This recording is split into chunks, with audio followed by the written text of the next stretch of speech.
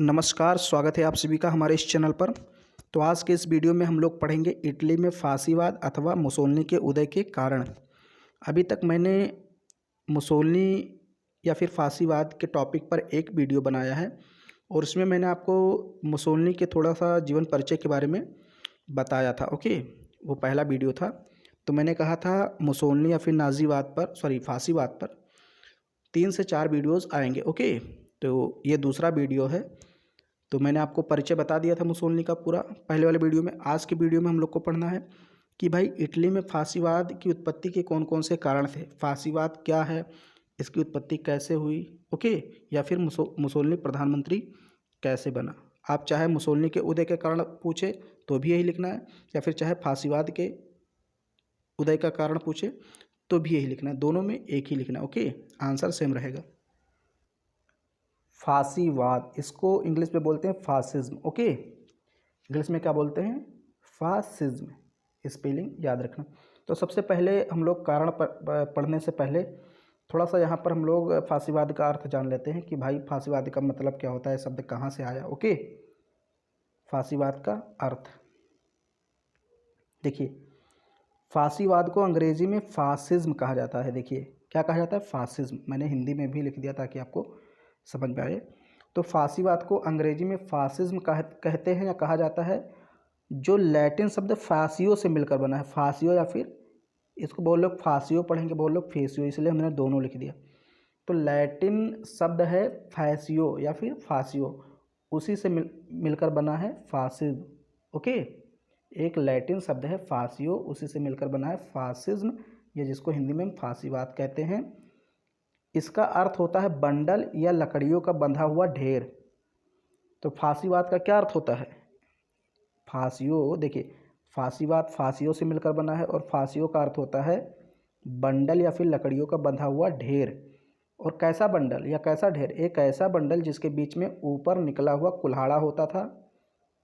अब भी मैं इसका अर्थ समझा रहा हूँ।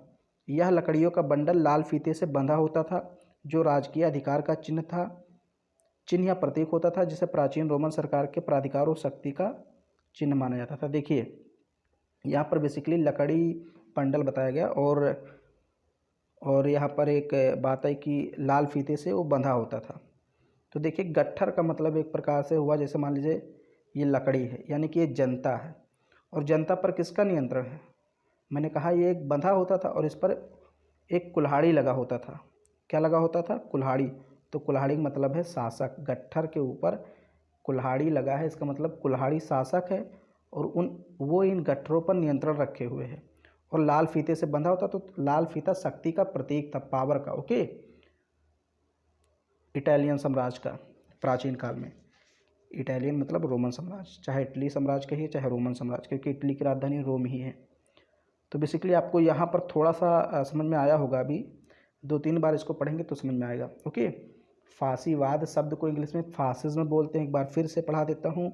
लैटिन शब्द फासियो से मिलकर बना है फासीवाद। ओके, और इसका अर्थ होता है बंडल या लकड़ियों का बंधा हुआ ढेर, और एक ऐसा बंडल जिसके बीच में ऊपर निकला हुआ कुल्हाड़ा होता है। कुल्हाड़ा का मतलब शासक या शक्तिशाली वर्ग, यानी कि तानाशाह, और लकड़ी का मतलब आम जनता, यानी लकड़ियों पर कुल्हाड़ी का बस चलेगा, नियंत्रण रहेगा, यानी कि जनता पर तानाशाही का नियंत्रण रहेगा। और लाल फीते से बंधा, लाल फीते का मतलब होता है प्राचीन रोमन सरकार के शक्ति और प्राधिकार का चिन्ह। ओके, ये मैंने आपको थोड़ा सा अर्थ बताया जो कि शाब्दिक अर्थ है। इसको बोलते हैं शाब्दिक अर्थ, मतलब जैसा शब्द है वैसा अर्थ। अब एक तात्पर्य अगर कोई पूछे भाई इसका मतलब क्या है, चलो मुझे मतलब बता दो, वो अर्थ है। अर्थ मतलब शाब्दिक अर्थ। अब ये मतलब दूसरी चीज़। तात्पर्य, कहने का तात्पर्य क्या है आपके? तो कहने का तात्पर्य यह है कि फासीवाद का अर्थ होता है निरंकुश तानाशाही। भाई तानाशाही उसमें भी तो कह रहा है कि गट्ठर बंधा है और उस पर कुल्हाड़ा लगा हुआ है। कुल्हाड़ा कौन है? शासक। तो सारी लकड़ियों पर नियंत्रण रखे हुए है, सब पर बैठा हुआ है, सबके ऊपर, यानी तानाशाही तो कर रहा है वहाँ पर। कुल्हाड़ी लकड़ियों के साथ लकड़ियों को काट रहा है। जिस लड़की को लड़की बोल रहा हूँ, जिस लकड़ी को मन कहा उस लकड़ी को कुल्हाड़ी ने काट दिया। तो कुल्हाड़ी कौन है वहाँ पर? बोलने में थोड़ी प्रॉब्लम हो रही है, कुल्हाड़ी बार बार। तो कुल्हाड़ी वहाँ पर शासक है, तो इसलिए फासीवाद का अर्थ है निरंकुश तानाशाही। आई होप आपको समझ में आ गया होगा कि फासीवाद क्या है। अब हम लोग फांसीवाद के कुछ कारण पढ़ेंगे। भाई फांसीवाद का उदय इटली में क्यों हुआ, या फिर कभी कभी ऐसा क्वेश्चन पूछ लेता है कि मुसोलिनी का उदय क्यों हुआ। तो चाहे मुसोलिनी का उदय पूछे फांसीवाद, क्योंकि दोनों एक दूसरे से संबंधित है। ओके, तो आंसर सेम होगा। इटली में मुसोलिनी के नेतृत्व में फांसीवाद का उदय हुआ। किसके नेतृत्व में फांसीवाद का उदय हुआ? इटली में मुसोलिनी के नेतृत्व में। ओके, 1922 में फासिस्टों मतलब फांसीवाद की जो विचारधारा थी उसमें विश्वास रखने वाले लोग। ओके, 1922 में फासिस्टों ने प्रजातांत्रिक सरकार को डरा धमकाकर सत्ता पर अधिकार कर लिया तथा मुसोलिनी इटली का प्रधानमंत्री बना। फांसीवाद के उत्थान के विभिन्न कारण निम्नलिखित हैं। तो यहाँ हम लोग देख लेते हैं। 1922 में प्रधानमंत्री बना था। ओके, वो तो हम अभी देखेंगे, पहले अब यहाँ हम कुछ कारणों को देखते हैं। सबसे पहला और प्रमुख कारण है पेरिस शांति सम्मेलन में इटली के साथ विश्वासघात किया गया था। ओके, तो इटली में फांसीवाद के उत्पन्न होने का पहला और सबसे प्रमुख कारण है पेरिस शांति सम्मेलन में इटली के साथ विश्वासघात। पहले मैं आपको ये पढ़ देता हूँ फिर समझाता हूँ। ओके, वैसे पढ़ते हुए भी आपको ये समझ में आ जाएगा आधा से ज़्यादा। बिस्मार्क के कार्यकाल में त्रिगुट संधि यानी ट्रिपल अलायंस हुआ था 1882 ईस्वी में। ओके, यानी जब जर्मनी का शासक था, मैं थोड़ा सा यहाँ पर आपको जर्मनी से संबंध बता रहा हूँ। ओके, जर्मनी का शासक था बिस्मार्क, 1870 से 1890 तक शायद रहा था। ओके, तो उसी के नेतृत्व में एक ट्रिपल अलायंस हुआ था, यानी जर्मनी, इटली और ऑस्ट्रिया के साथ एक संधि हुई थी जिसको ट्रिपल अलायंस बोला गया। यह संधि ब्रिटेन और फ्रांस के विरुद्ध थी, समझते जाइए साथ ही साथ। त्रिगुट संघ का सदस्य होते हुए भी 1915 में इटली ने विश्व युद्ध में मित्र राष्ट्रों की ओर से प्रवेश किया।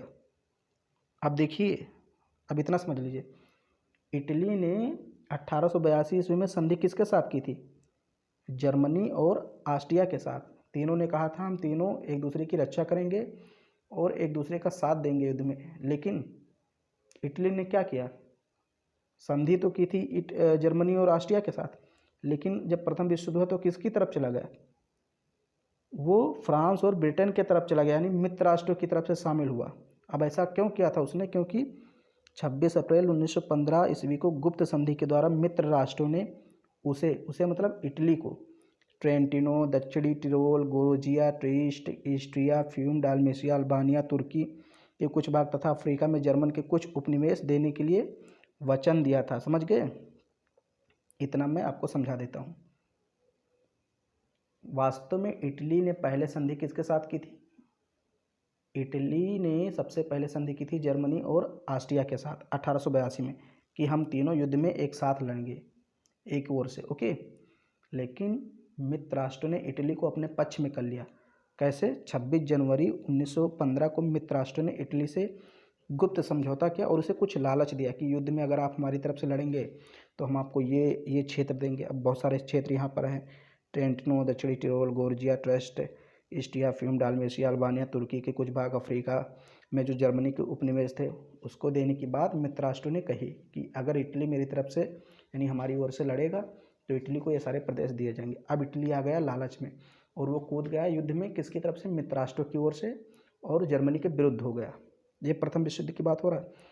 लेकिन जब युद्ध जीत जाता है इटली और मित्र राष्ट्र सारे युद्ध जीत जाते हैं, बात आती है प्रदेशों के बंटवारे की, तो मित्र राष्ट्र सारे प्रदेश इसको देने से मना कर देते हैं इटली को।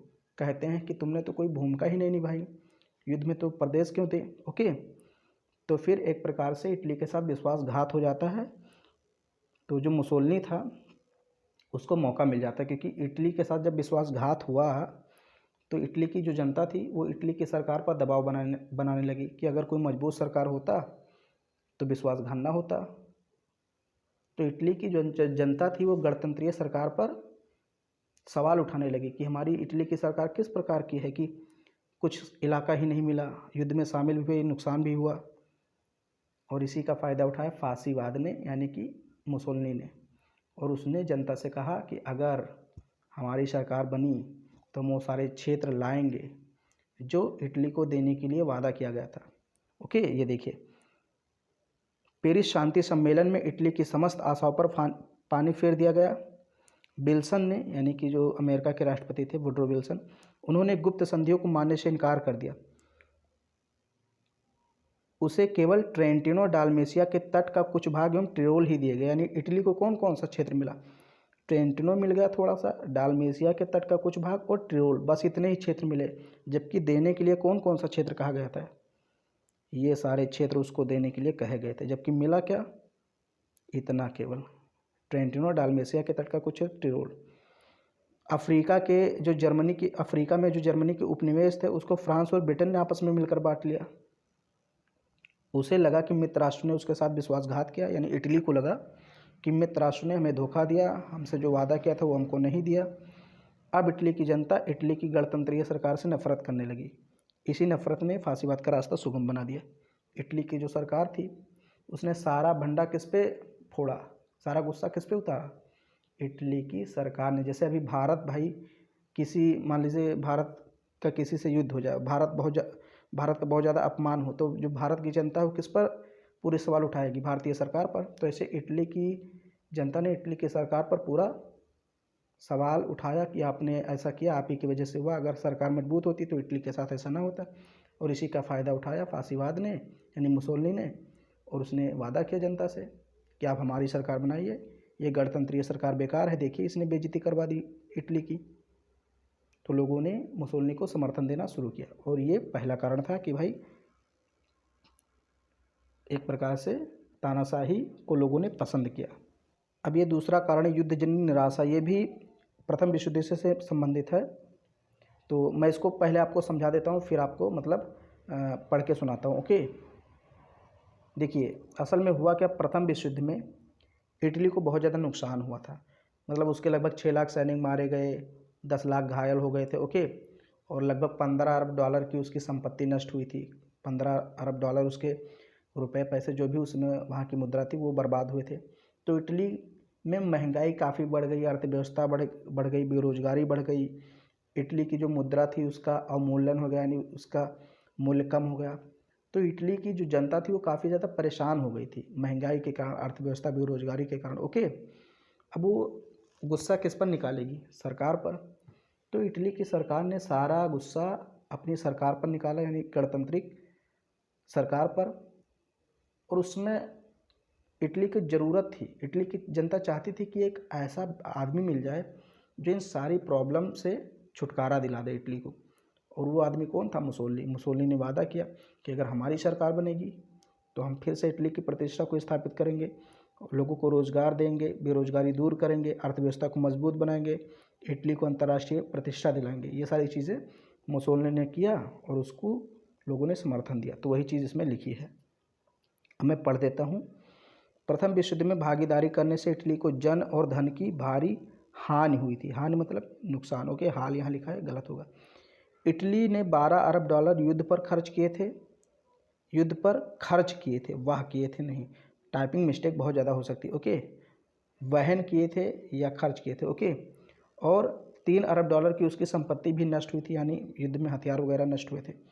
युद्ध में उसके 6 लाख सैनिक मारे गए थे और 10 लाख सैनिक घायल हुए थे।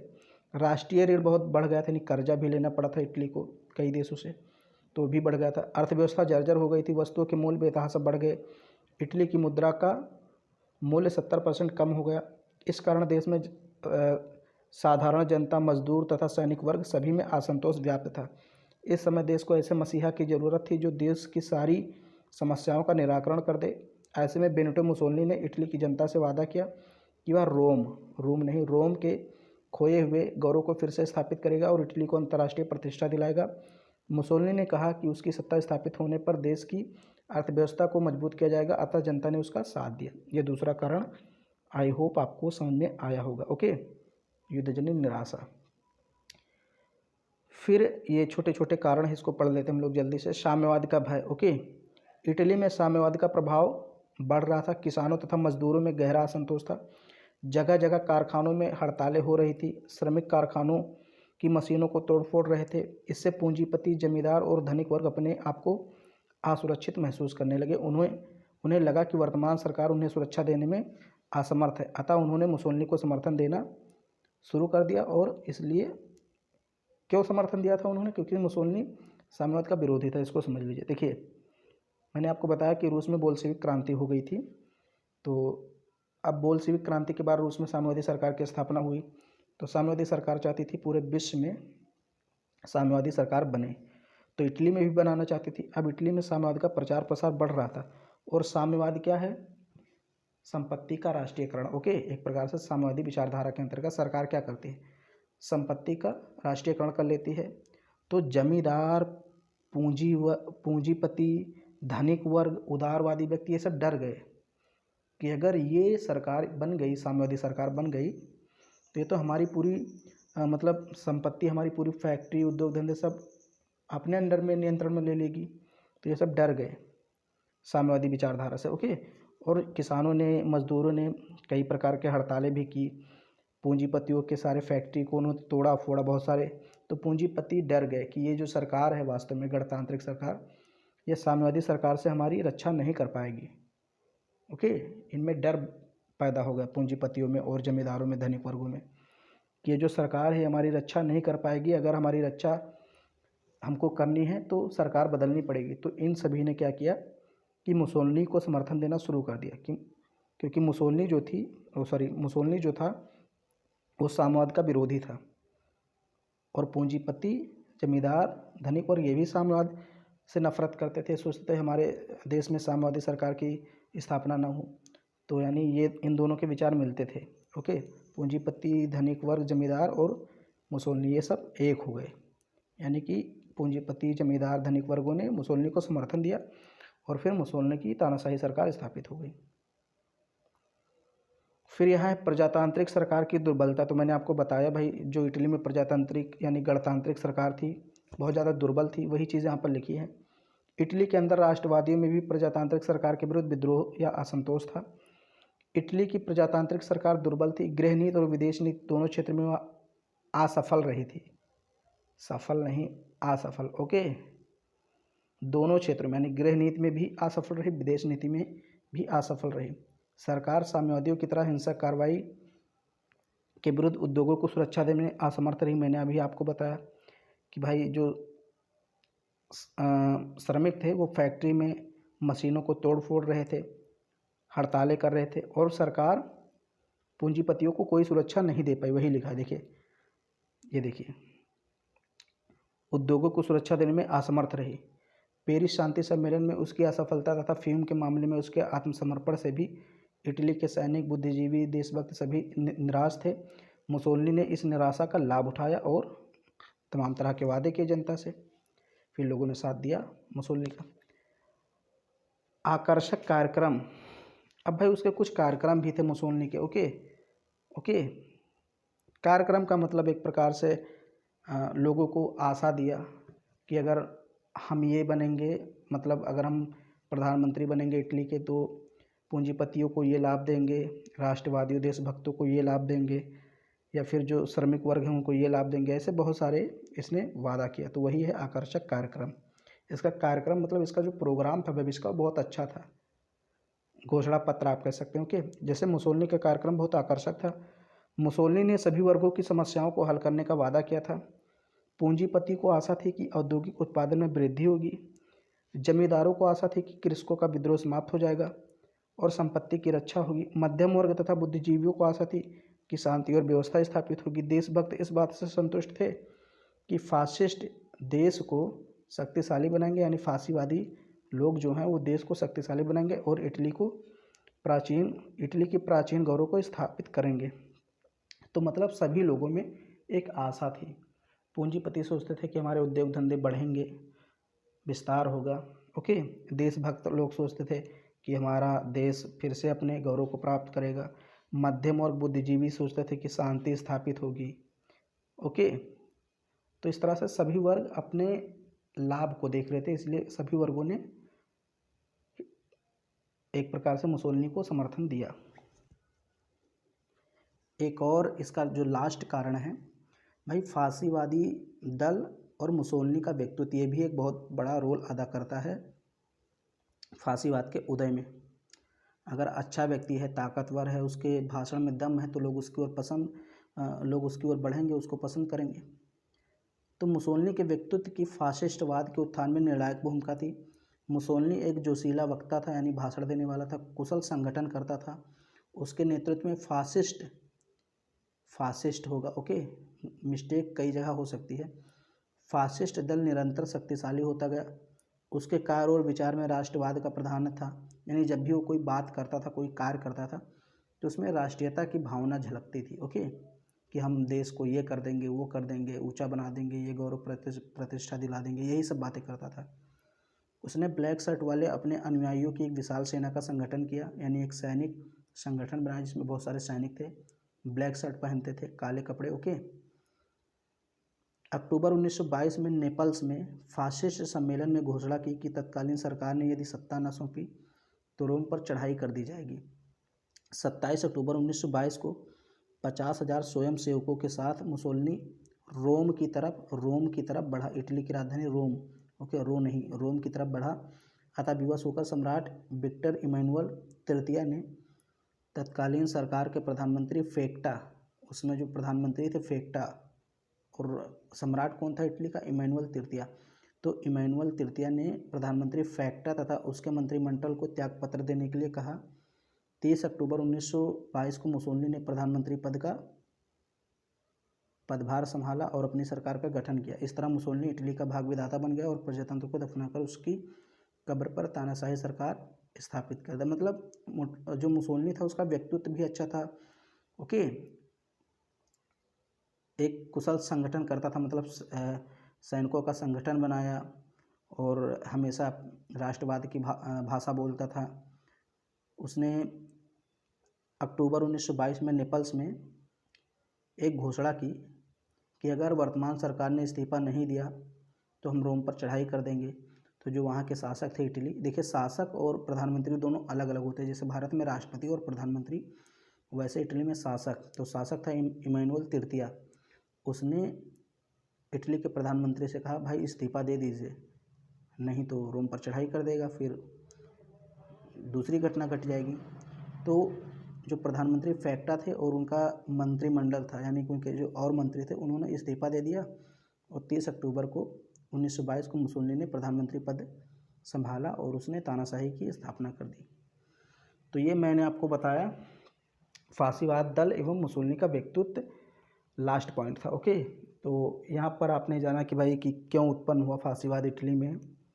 बेसिकली आपने ये पूरा नोट्स आपको जो नोट्स है वो आपको लास्ट टॉपिक यानी कि लास्ट वीडियो में मिलेगा। जब मैं फासीवाद का लास्ट वीडियो पढ़ाऊँगा, लास्ट वीडियो बनाऊँगा, तो वहाँ पर आपको सारा नोट्स मिलेगा। हमारा एक और चैनल है माई यूनिक अकेडमी, वहाँ पर भी बहुत सारे वीडियोज़ हैं, उसको भी ज़रूर सब्सक्राइब करें। अगर ये वीडियो आपको पसंद आता है तो इसको लाइक करें, शेयर करें। चैनल पर पहली बार आए हैं सब्सक्राइब करें। अगले वीडियो में हम लोग कुछ और इम्पोर्टेंट टॉपिक पढ़ेंगे फासीवाद से संबंधित।